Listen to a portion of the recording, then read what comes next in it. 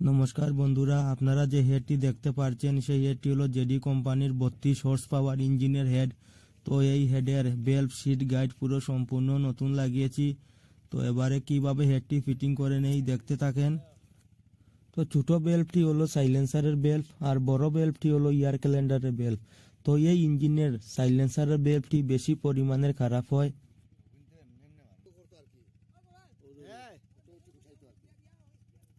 তো বেল্টের স্প্রিংটি হেডের মধ্যে দিয়ে দিলাম।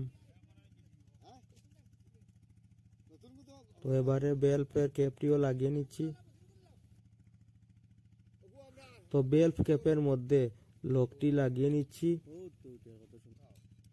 তো পুশ রডের সাহায্যে বেল্টের লকটি লাগিয়ে নেব।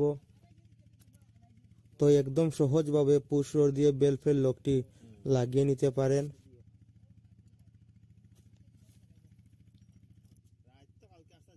তো এবারে হেড গ্যাসকেটটি লাগিয়ে নিচ্ছি। তো হেড গ্যাসকেটের মধ্যে যে অ্যালুমিনিয়ামের শীটটি দেখা যাচ্ছে, ওই শীটটি এক সাইড দিয়ে অল্প হাইট বেশি দেওয়া থাকে और এক সাইড দিয়ে তার হাইট অল্প কম দেওয়া থাকে। যে সাইড দিয়ে তার হাইটটি কম দেওয়া থাকে সেই সাইডটি ভিতর দিকে দিয়ে হেড গ্যাসকেটটি লাগিয়ে নেবেন। এভাবে লাগিয়ে নিলে হেড গ্যাসকেটটিতে কোনো প্রবলেম আসবে না। তো হেডটি লাগিয়ে নিলাম, দেখতে থাকেন ভিডিওটি।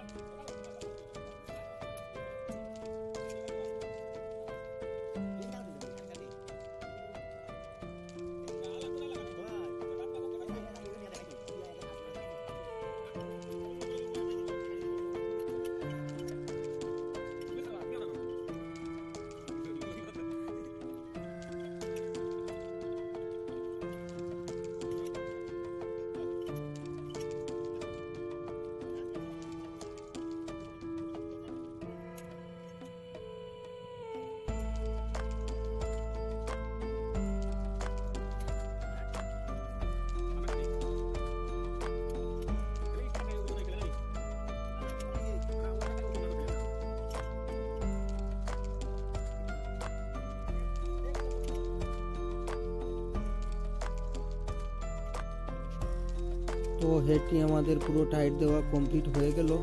তো এবারে রকারটি ফিটিং করে নেব।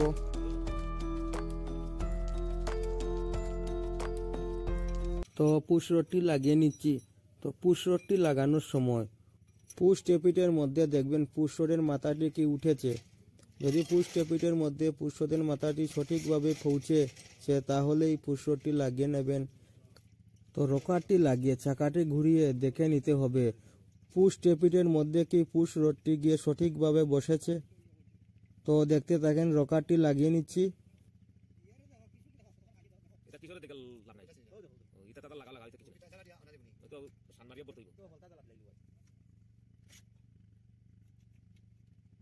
রকারের মধ্যে পুশ রডটি তুলে নিয়েছি। তো এবারে টাইট দিয়ে দিচ্ছি। তো টাইট দিয়ে দেখে নেব চাকাটি ঘুরিয়ে পুশ রডটি কি পুশ টেপিটের মধ্যে উঠেছে।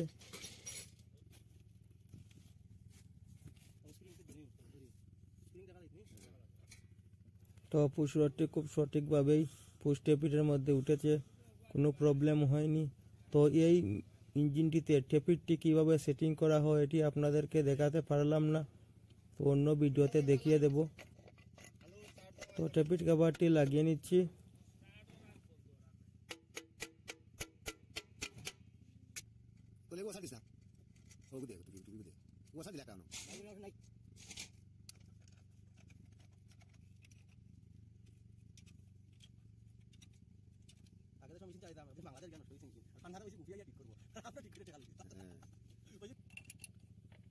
তো হেডের মধ্যে মোবিল পাইপের বেঞ্জু বল্টুটি লাগিয়ে নিচ্ছি।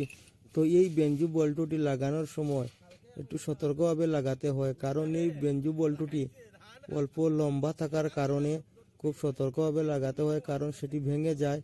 তো তার মধ্যে আবার দুটি ছিদ্র রয়েছে, সেই কারণে বল্টুটি খুবই দুর্বল।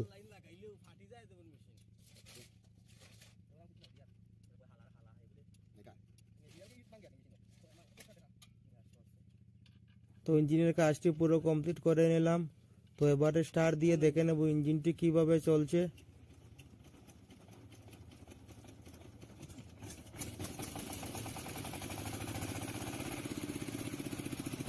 তো এই ভিডিওটি এই পর্যন্তই, দেখা হবে অন্য একটি ভিডিও নিয়ে।